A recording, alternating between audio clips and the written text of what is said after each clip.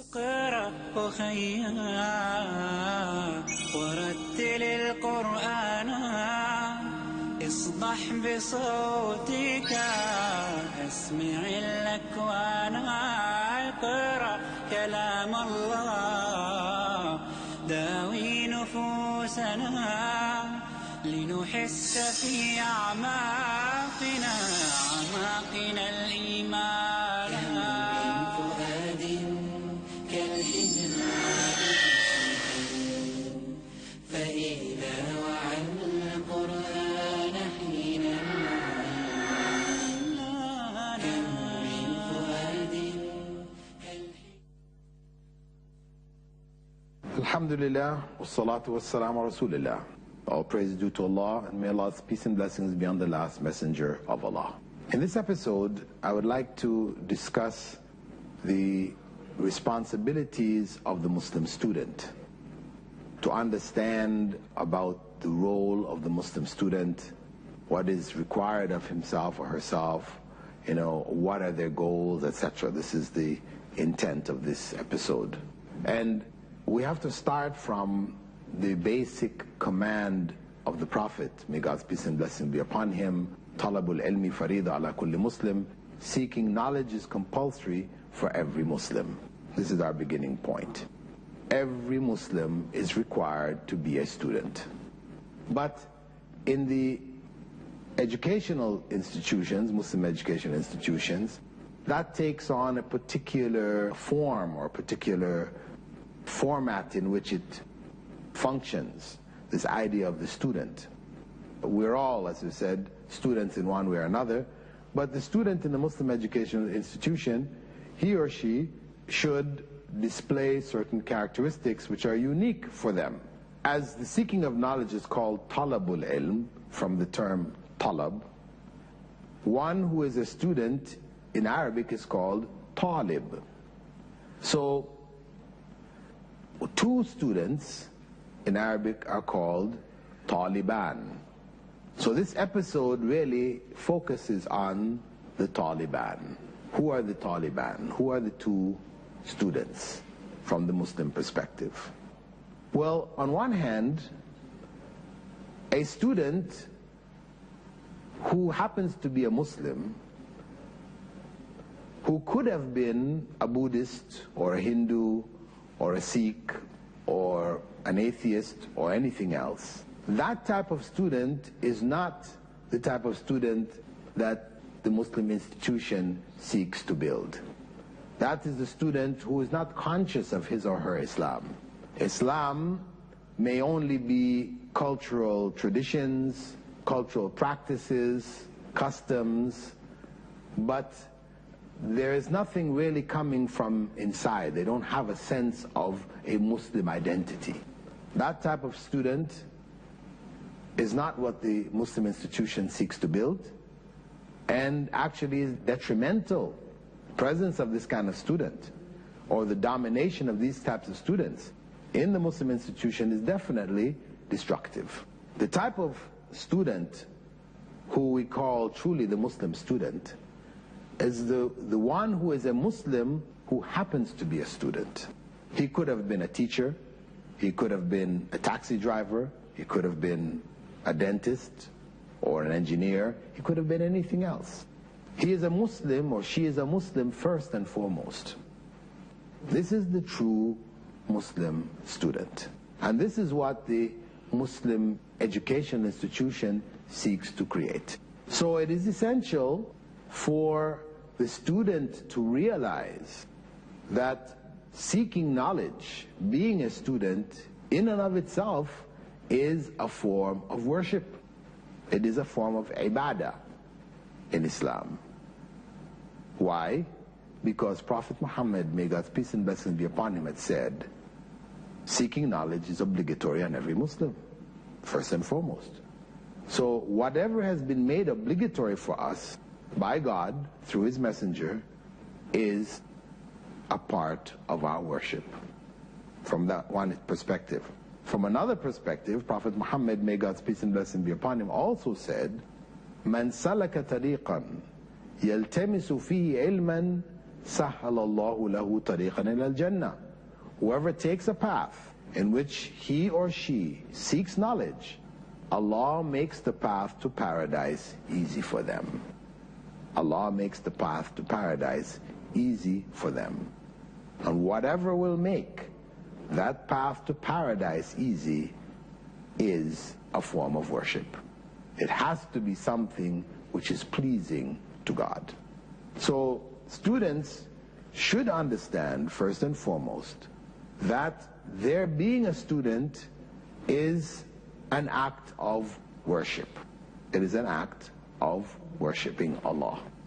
And they have been singled out by the Prophet, may God's peace and blessing be upon him, and put on a special pedestal, one which is blessed by God. The Prophet, may God's peace and blessing be upon him, said, "Ad-dunya mal'una." This world is cursed. Mal'unun ma fiha, and whatever in it is also cursed. Illa dhikrullah, except for the remembrance of Allah. Wa ma wala, and what helps us to remember Allah. Wa aliman wa muta'allima, and the scholar, the teacher, and the student, muta'allim. The muta'allim is the talib, another term for talib. So besides them, the world is cursed. Being a student is being blessed by God in a special way. So when we seek knowledge in school, we have to keep in mind this foundational principle, that we are engaged in an act of worship. Beyond that, we have to be clear that our goals for education are goals which involve seeking knowledge for the sake of benefiting ourselves and benefiting others. Because that knowledge which is gained from the Muslim education institution should produce an individual who is beneficial to society, who plays an active role in its development, a positive role. So seeking knowledge for its benefit is something highly regarded in Islam. Prophet Muhammad ﷺ had said, "Khairun nas anfa'uhum linnas." The best of people are those who are most beneficial to others. He also said, "Khairukum man ta'allama al-Qur'an wa 'allama." The best of you are those who learn the Qur'an as a student and teach it to others. So you are benefiting others with that knowledge. Also, we have a statement from Sufyan al-Thawri, one of the great scholars of the early generation, a contemporary of Abu Hanifa, Imam Abu Hanifa and Imam Malik. He said, "As a youth, when I began to seek knowledge, my mother advised me, if you write down 10 words and your faith has not improved, check yourself." If you write down 10 words and your faith has not improved, then check yourself. Meaning that whatever knowledge we're gaining, it should ultimately improve and increase our faith. If our faith is not being increased by it, then it means that we are approaching the knowledge in the wrong way. We're not aware and conscious of our position with regards to that knowledge and how we should seek it. Also, we need to know that seeking knowledge for fame is something cursed. This is the dangerous route for a student, to seek knowledge so that he can be the most learned, that people would look up to him, admire him, etc., etc. Because Prophet Muhammad, may God's peace and blessing be upon him, had warned that among the first 3 groups of people who would be thrown into the hellfire at the end of this world would be a Muslim scholar. Where Allah would ask that scholar, "What did you do with the knowledge which I gave you?" And he will say, "Oh Allah, I taught the people. I informed them whatever knowledge you gave me, I passed it on to them, they benefited from it, and I disseminated your knowledge for your sake." And Allah will say, "No, you didn't do it for my sake. You did it so that you would be known as a great scholar, that people would admire you, that people would hold you in high esteem, people would clap whenever you spoke, people would be in awe whenever they saw you or heard your name, etc. That's what you sought. And you have received what you sought in the world. And there's nothing for you in the next world. And he will be dragged off on his face and thrown into hell. So seeking knowledge with the wrong intentions, destructive.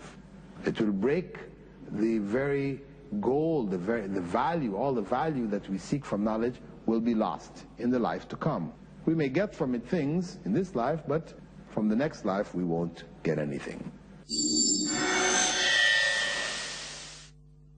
Now, how to be a successful student? First and foremost, as we said, we must have a sincere intention. Taqwa has to be there.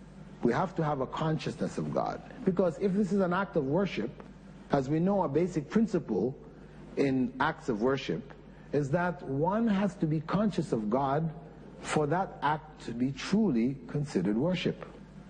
If one is not conscious of God, then the act is not worship anymore. It becomes a ritual, a blind ritual. So first step is one has to be conscious of God. One has to be aware that they're doing it for the sake of God. They're worshiping God through this act.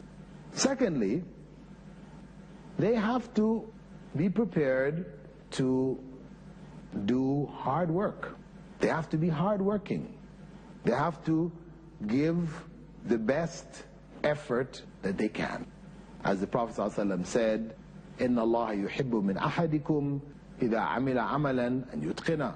Indeed, Allah loves from each and every one of you, whenever you do a thing or anything, you do it to the best of your ability. So this idea of itqan, or doing the best, excellence, is something written into seeking knowledge from the Islamic perspective. So it means that as a student, one should do one's assignments whenever they're given, study what needs to be studied, prepare oneself for the classes, prepare for your examinations, etc., with sufficient time to be able to sit the exams successfully. You shouldn't be a student who waits until the last minute.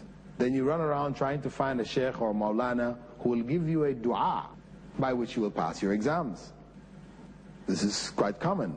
Oftentimes when exam time comes around, I find students coming up to me in my lectures and asking me, "Sir, can you give us a dua to pass?" I ask, "Well, did you prepare yourself?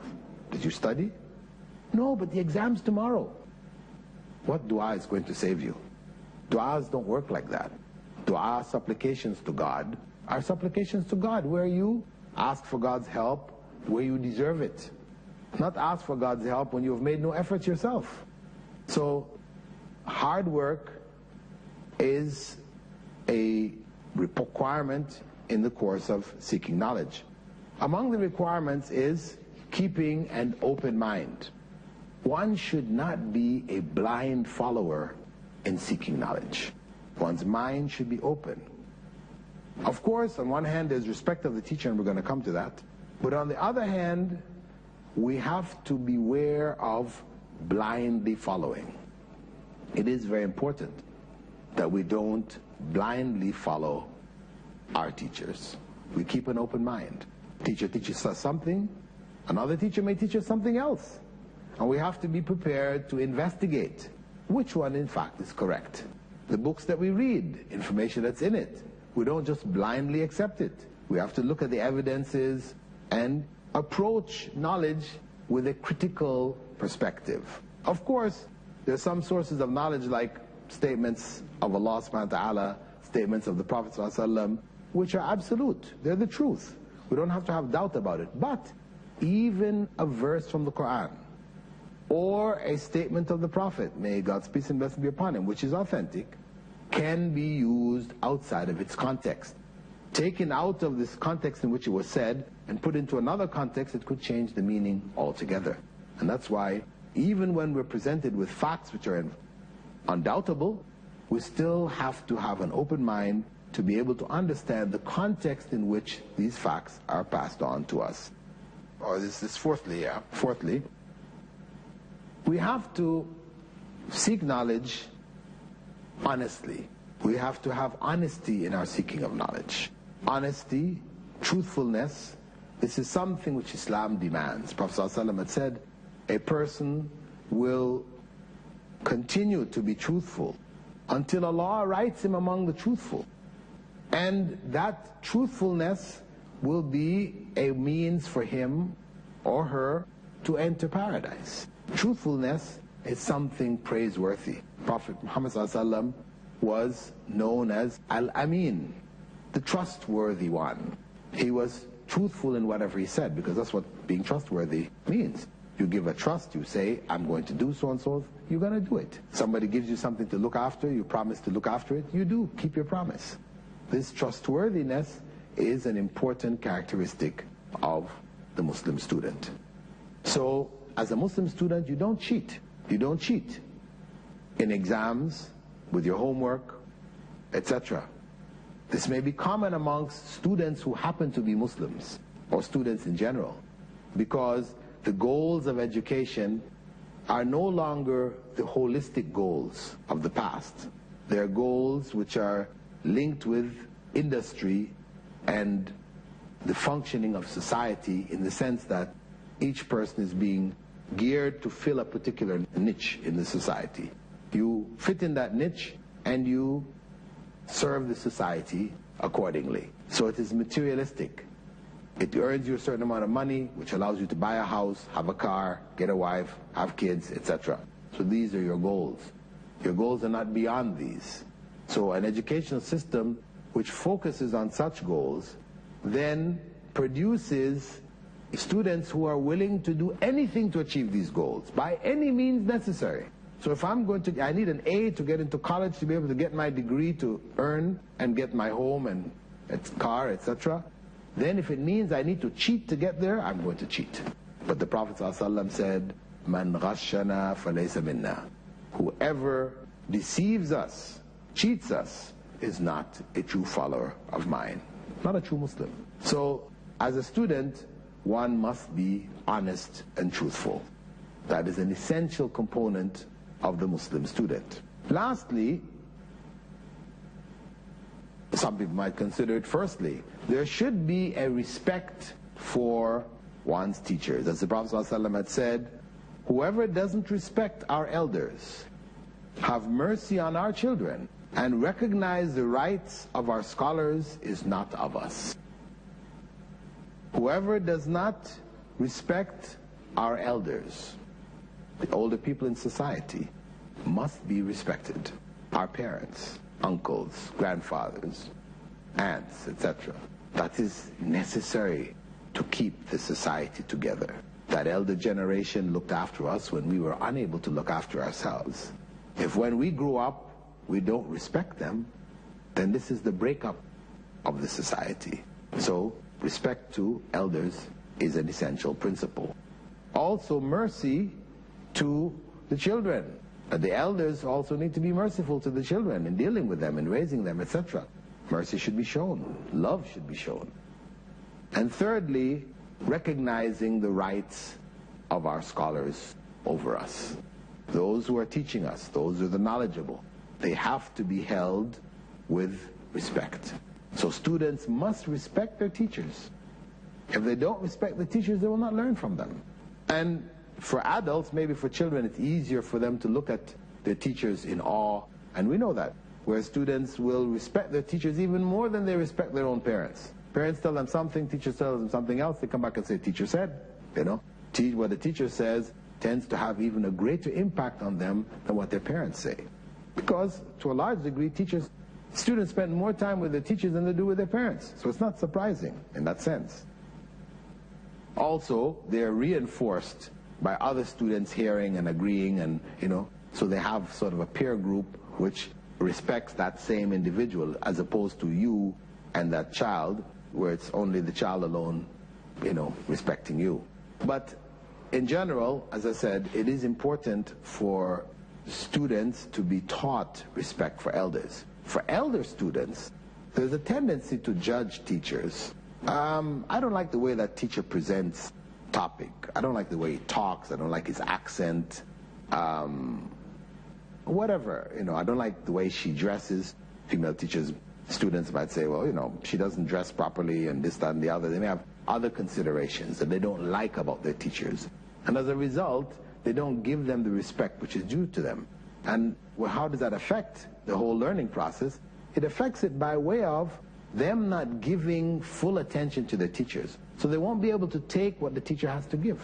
They have a negative attitude towards the teacher, not realizing that the teacher has their role and their responsibilities to convey this body of knowledge. That if we don't have respect for them, we cannot gain that knowledge. So respect for teachers is extremely important. The last point to close off our session is to remember the responsibility or the mission of the Muslim student. It may be put in 4 points. The first is to use the knowledge in a way pleasing to Allah. We said that seeking knowledge is knowledge for the benefit, not just for the seeking. We take it because it's useful, we try to apply it. So, using that knowledge, but applying it in a way which is pleasing to Allah. That's the way which ensures that the knowledge gained is worship. Something counted on a scale of good deeds on the day of judgment. Secondly, mission or responsibility of the knowledge is to benefit oneself in legitimate business, that one use it for their own livelihood, to look after oneself, to get the basic necessities of life, etc. This is one of the goals. And I'm saying we shouldn't lose sight of that. We turn it so much into worship that the need to look after our own families, etc., is missing. Thirdly, we'll have to look at it from a perspective of benefiting society. So there should be some voluntary aspect to the knowledge we're gaining, that we give it back to the society in a voluntary way. We're not paid for it.